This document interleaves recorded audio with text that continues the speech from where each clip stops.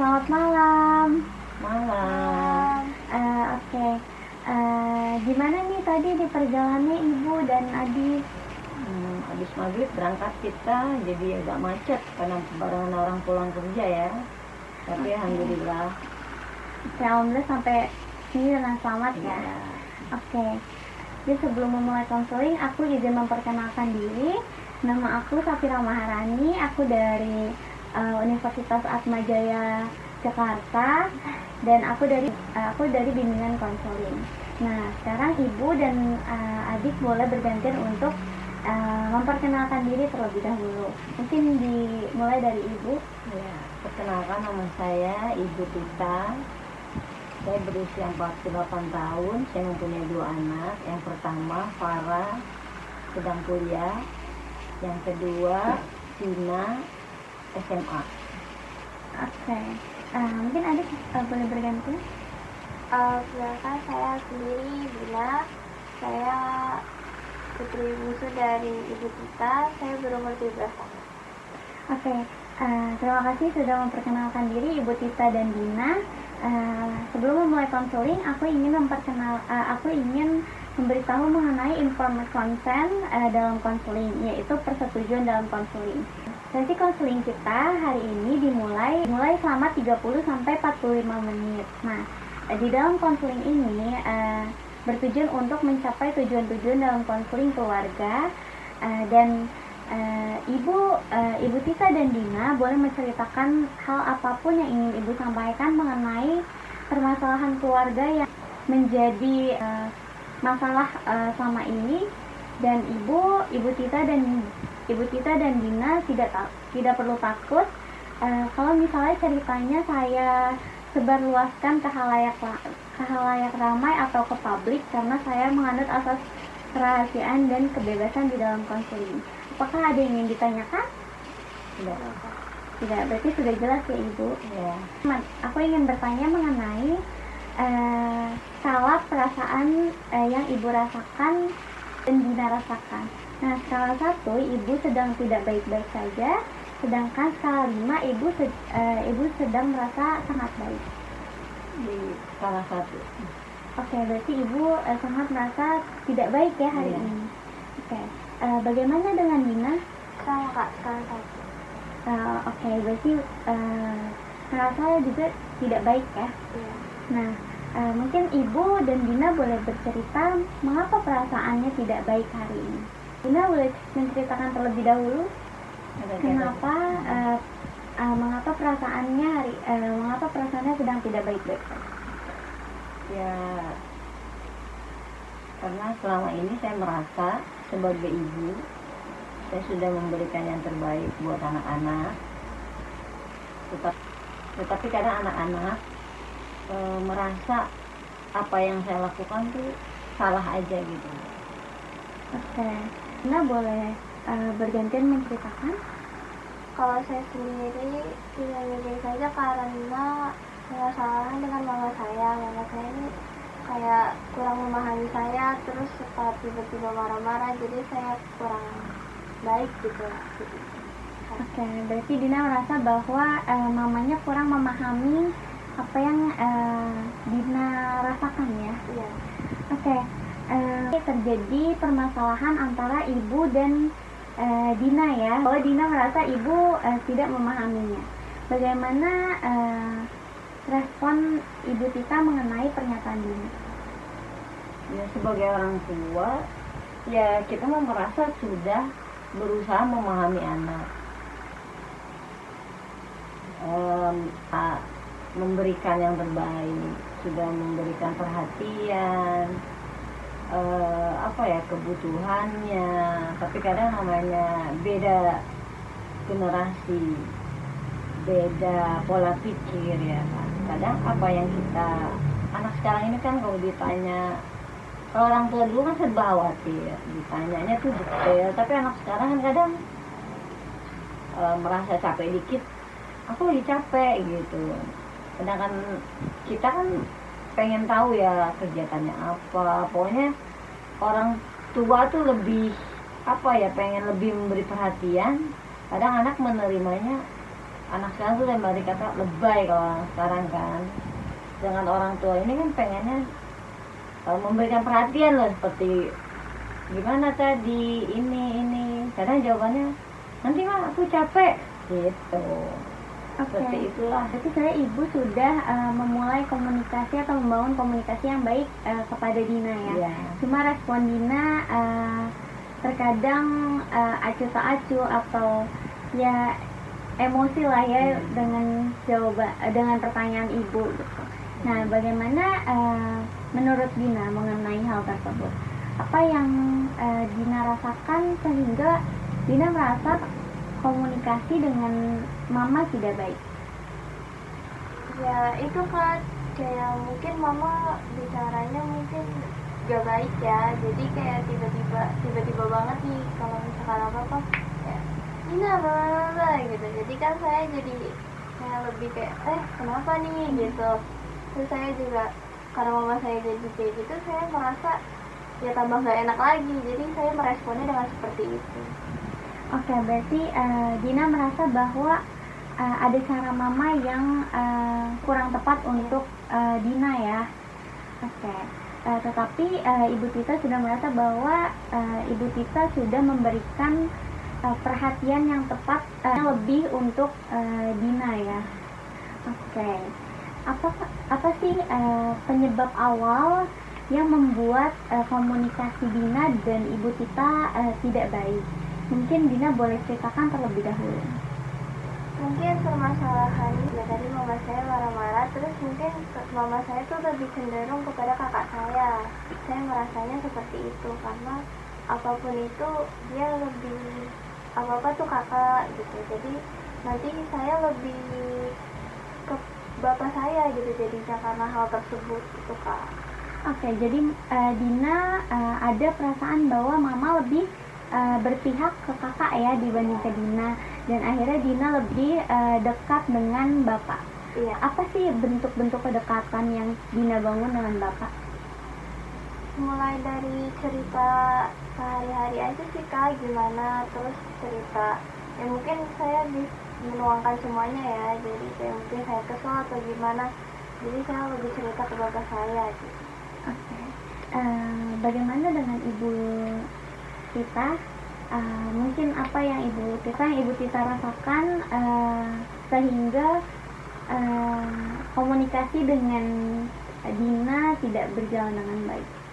Mungkin dia merasa saya lebih mementingkan kakaknya, padahal ya orang tua mana sih yang mau pilih kasih sama anak ya kan, semuanya sama, cuman mungkin perbedaannya dari watak ya kan, ada yang kakaknya lebih ini, adiknya lebih ini gitu, tapi adiknya nih menerimanya saya lebih mendahulukan kakaknya gitu. Padahal ya memang sebagai anak yang lebih dulu kan, misalnya dia merasa anak pertama ya egoisnya kan lebih ada, jadi kadang kita menyeimbangkannya agar sama-sama ini ya berusahanya yang terbaik lah, tapi kadang anak menerimanya kan nggak sama, beda lah. Oke, berarti Ibu Tita sudah merasa bahwa sebenarnya Ibu memperlakukan hal yang sama ke kedua belah pihak atau ke anak pertama dan kedua ya. Tetapi Dina menangkapnya bahwa Ibu lebih cenderung dekat ke kakaknya ya. Oke. Nah, peran-peran kalian di rumah, gimana sih peran Ibu Tita atau Dina di rumah, di dalam keluarga kalian? Boleh Ibu ceritakan terlebih dahulu? Ya, saya sebagai ibu rumah tangga merasa sudah melaksanakan kewajiban saya sebagai seorang ibu. Dari kecil saya sudah memberikan pelajaran ya kan, yang tidak mereka mengerti, kadang sampai mereka ada yang tidak sampai nggak les istilahnya, belajar dengan saya ya kan.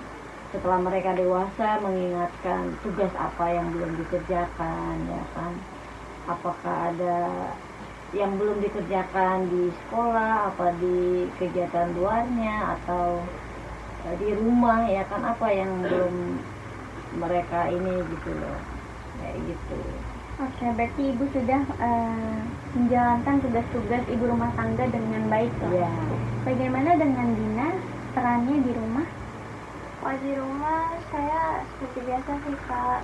Kalau misalkan pulang sekolah ya saya istirahat dulu, mungkin kerjain PR atau beres-beres. Menurut saya juga sudah melaksanakan kewajiban saya dengan baik. Termasuk juga sebagai seorang anak. Oke, berarti keduanya sudah merasa bahwa perannya masing-masing sudah berjalan dengan baik ya di keluarga. Oke, baik menjadi seorang ibu atau baik perannya menjadi ibu atau sebagai anak ya. Oke, boleh. Oke, kita balik lagi ke mengenai pola interaksi atau komunikasi yang kurang baik antara Ibu Tita dan Dina. Tadi Ibu Tita dan Dina mention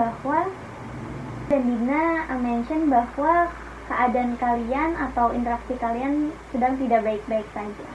Nah, biasanya apa sih bentuk-bentuk interaksi yang tidak baik di rumah? Kayak ribut tiap hari, jadi gitu-gitu. Boleh Dina bercerita terlebih dahulu. Mungkin kalau kegiatan sehari-hari kayak mungkin ada ribut-ribut sedikit, adu argumen, terus kalau misalkan mau marah-marah jadinya lebih biasa kayak saling saut-sautan lah istilahnya gitu Kak. Oke, bagaimana dengan Ibu Tita? Ya iya, kadang kalau dikasih tahu ya kan, bukan dikasih tahu, diingatkan lah misalnya, dia apa sudah ngerjain tugas apa-apa, kadang dia kan menerimanya apa ya, seperti memerintah kasarnya ya kan, padahal kan kita sudah bilanginnya baik-baik, istilahnya sebagai orang tua tuh sudah merasa kata-kata yang dipilihnya pun sudah yang lembut lah istilahnya. Tapi balik lagi ke pola pikir dan beda generasi itu ya. Jadi selembutnya kita tetap saja buat mereka itu seperti memerintah apa-apa gitu. Ibu Tita dan Dina sering terjadi ribut-ribut kecil ya di rumah mengenai permasalahan ini gitu. Ya kadang ada juga sampai banting pintu atau benda lah apa, tapi kalau untuk menyakiti enggak, cuman ya kalau saking keselnya ya banting pintu apa, lempar apa yang istilahnya ini gitu, tapi nggak sampai merusak, cuma untuk mengungkapin kita tuh kesel gitu loh, kalau kita lagi kesel. Berarti ada reaksi emosional yang dirasakan lah ya, akibat dari masalah. Untuk mengeluarkan aja, bukan untuk menyakiti, ngeluarin emosi kita gitu loh istilahnya gitu. Oke, aku ngerti. Aku mengerti bagaimana yang dirasakan Ibu Tita dan Dina jika terjadi permasalahan itu di keluarga. Nah, Dina bilang bahwa Dina di rumah karena Dina merasa ibu lebih dekat dengan kakak, Dina lebih cenderung dekat dengan ayah ya. Ibu Tita, apakah ibu cenderung ada kecenderungan dekat dengan anggota keluarga lain, misalnya ke anak pertama atau ke suaminya? Ya sebagai suami istri ya tetap saja lebih dekat ke suami lah daripada ke anak. Kan nggak mungkin kita menceritakan hal-hal tertentu ke anak, kan pasti lebih bebas ke suami. Sama dengan seperti anak, kita sudah ngasih tahu anak, nggak bisa juga merasa nggak nyampe apa yang kita omongin, ya tetap aja saya akhirnya nyuruh ke bapaknya, bilang ke ayahnya, ke bapaknya nih, tuh anaknya tuh udah dibilangin gini, nggak ngerti, barangkali kamu kali yang bisa ngasih tahu ke mereka gitu. Oke, berarti Ibu Tita juga ada kecenderungan untuk berceritakan permasalahannya ke suaminya ya? Iya. Oke. Mengenai hal tersebut, kan yang diceritakan biasanya tentang permasalahan antara satu sama lain ya, misalnya antara Dina berceritakan kepada bapaknya mengenai permasalahannya dengan ibunya, dan ibu juga cerita mengenai hal tersebut ya. Nah, berarti suami atau bapak di keluarga kalian itu menjadi penengah ya, cenderung Iya. menjadi penengah antara Iya. kalian berdua ya. Iya. Oke. Apakah kalian berdua sudah mencoba untuk apakah kalian berdua sudah mencoba untuk mengkomunikasikannya langsung jika terjadi permasalahan? Boleh Dina berpendapat terlebih dahulu. Kalau untuk komunikasi sendiri mungkin ada ya Kak, tapi tetap aja ujung-ujungnya kita punya opini sendiri, jadi ujungnya tapi masalahnya jadi nggak ya gitu-gitu aja jadinya. Oke, tetap tidak menemukan solusi yang tepat ya. Bagaimana dengan Ibu Tita? Iya, sama aja. Kadang kita sudah ngomong nih langsung. Saya sudah menyampaikan apa yang saya ingin omongin. Tetap aja kadang menerimanya ya begitu. Salah menerima lah istilahnya. Ujung-ujungnya ya tetap aja. Kadang bisa marah. Kalau nggak ya salah satu itu udah pergi. Kalau emang nggak itu. Oke, berarti sudah mencoba mengkomunikasikannya tetapi sama-sama tidak menemukan jalan keluar. Tapi respon emosi jika permasalahan tersebut datang, mungkin misalnya ibu lebih diam atau ibu lebih apa? Boleh ibu sih. Ya kalau sudah nggak ada titik temu ya sudah, paling ya diam aja ya setelahnya ya udah saling diam. Sampai ya dari orang tua mungkin merasa dia merasa gitu kalau dia tuh ada salah nggak kok orang tuanya diam, ya walaupun nggak, sama aja kadang namanya ego kan, tetap aja ya dia malah saling diam-diaman. Oke, berarti ada silent treatment ya dari kalian. Bagaimana dengan Dina? Kalau saya sendiri, kalau ada masalah itu datang, saya pastinya ada ungkapan emosi. Cuma sama kayak mama saya, ya ujungnya saya diam saja karena saya juga nggak tahu harus gimana. Oke, berarti respon satu sama lainnya saling diam-diaman ya. Oke.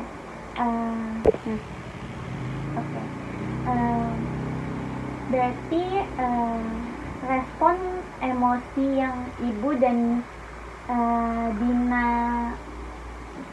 Dina rasakan adalah sama-sama saling silent treatment ya.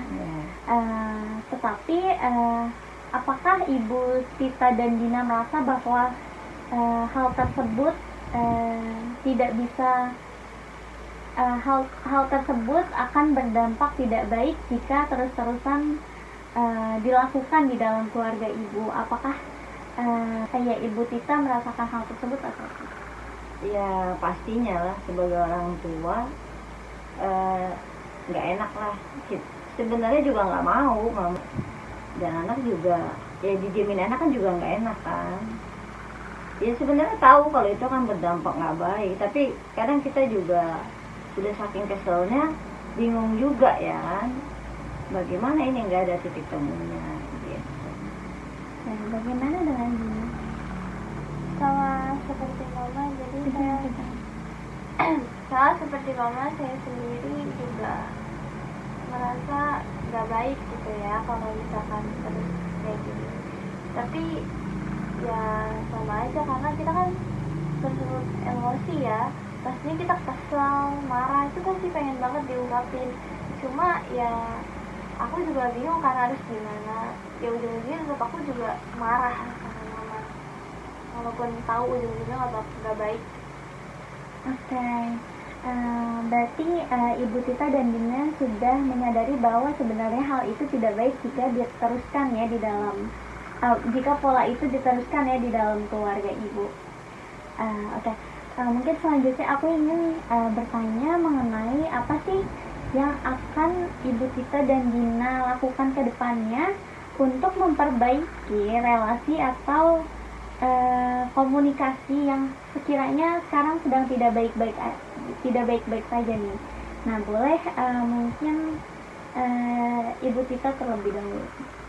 Ya sebagai orang tua mungkin saya harus lebih banyak mengetahui sifat-sifat generasi anak zaman sekarang ya kan. Beda dengan zaman dulu yang anak itu harus patuh, walaupun orang tuanya mau bagaimanapun anak tetap harus patuh. Beda dengan anak sekarang ya kan, dia bisa mengekspresikan kalau gue tuh benar ya harus tahu, walaupun kamu orang tua, kalau anak benar ya harus mengetahui kalau anak itu benar.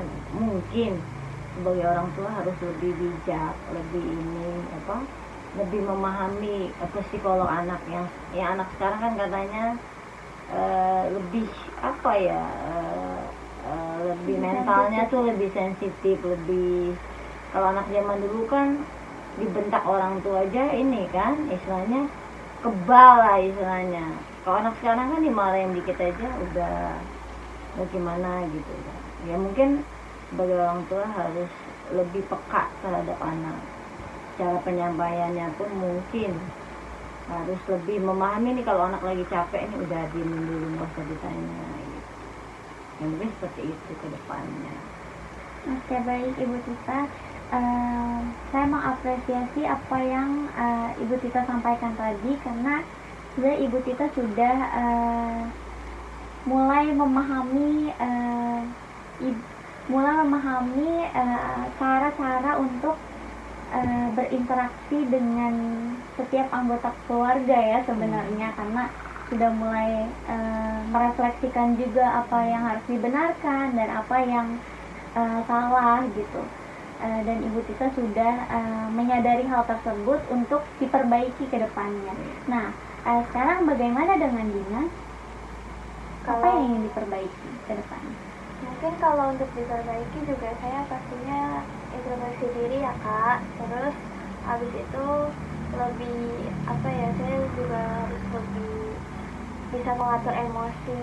Terus udah gitu juga mahamin anggota keluarga satu sama lain. Terus kita harus gimana juga, dan lebih saling terbuka aja. Oke, Dina juga sudah keren banget karena Dina sudah punya pemikiran yang bisa memperbaiki kondisi keluarga Dina ya, termasuk memperbaiki interaksi atau komunikasi dengan ibu dan anggota keluarga yang lain. Sebelum menutup sesi konseling kita pada hari ini, aku akan melakukan summary, yaitu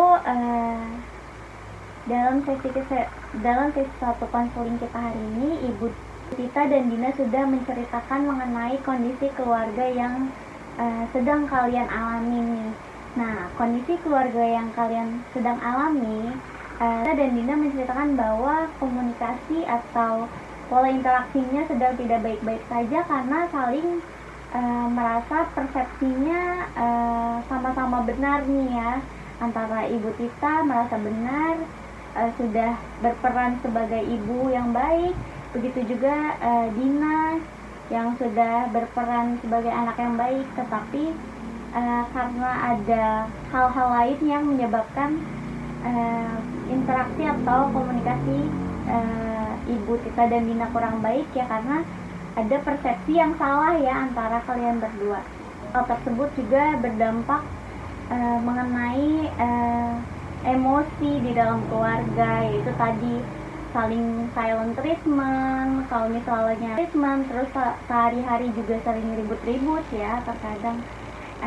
Nah, hal tersebut muncul karena terjadinya diferensiasi diri yang rendah antara anggota keluarga satu dengan anggota keluarga yang lainnya, karena sama-sama saling tidak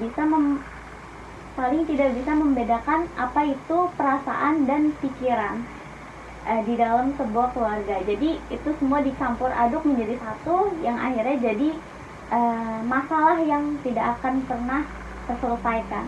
Dan di dalam keluarga kalian juga terdapat subsistem di dalam keluarga, yaitu kecenderungan dekat dengan individu yang lain. Misal tadi Ibu Tita lebih dekat dengan suaminya, Dina juga lebih dekat dengan ayahnya. Hal tersebut dinamakan subsistem di dalam keluarga. Nah, Selain itu juga ada triangle. Triangles itu adalah segitiga, pola segitiga dalam keluarga. Jadi penengah di dalam keluarga, penengah di dalam keluarga Ibu Tita dan Dina adalah ayahnya ya, adalah bapaknya nih gitu. Jadi permasalahannya dialami oleh Ibu Tita dan Dina, dan penengahnya bapaknya gitu. Hal tersebut terjadi di dalam keluarga ibu, di keluarga kalian. Oke. Mungkin ada yang ingin kalian tanyakan, apakah mengenai permasalahan ini? Baik Mbak, sudah jelas. Oke, mengenai permasalahan, identifikasi permasalahan di sesi foto konseling sudah kami lakukan bersama. Aku ingin bertanya mengenai skala kepuasan setelah melakukan sesi konseling keluarga kita hari ini. Nah, skala 1, Ibu Tita dan Dina merasa tidak puas dalam konseling kita kali ini. Dan sedangkan skala 5, Ibu Tita sudah merasa puas dalam sesi konseling ini karena sudah merasa terbantu untuk mengidentifikasikan masalahnya. Saya merasa terbantu dengan konseling ini. Jadi saya ada di level 4. Oke. Jadi sudah cukup sedikit merasa puas. Iya. Bagaimana dengan Dina? Sudah cukup baik sih Kak, jadi saya bersama juga ada di posisi level 4. Oke, berarti sama-sama sudah merasa cukup terbantu ya dalam sesi konseling. Mungkin sesi konseling kita hari ini telah selesai dilaksanakan.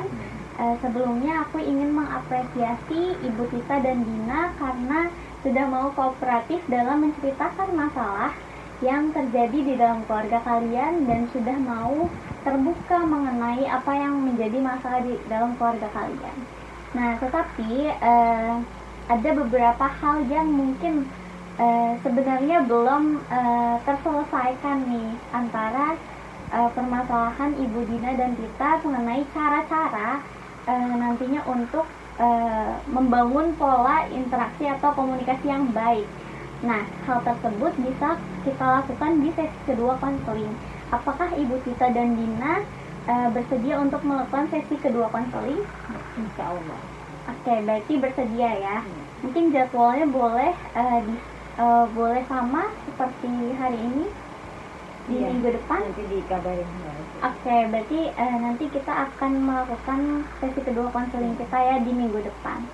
Oke, terima kasih atas kehadirannya Ibu Tita dan Dina pada sesi konseling kita yang pertama. Semoga sesi konseling kita yang pertama memberikan sedikit demi sedikit bantuan untuk mencapai tujuan konseling kita. Terima kasih, sampai jumpa kembali di sesi kedua konseling. Hati-hati di jalan. Sama-sama Mbak, makasih. Terima kasih Kak.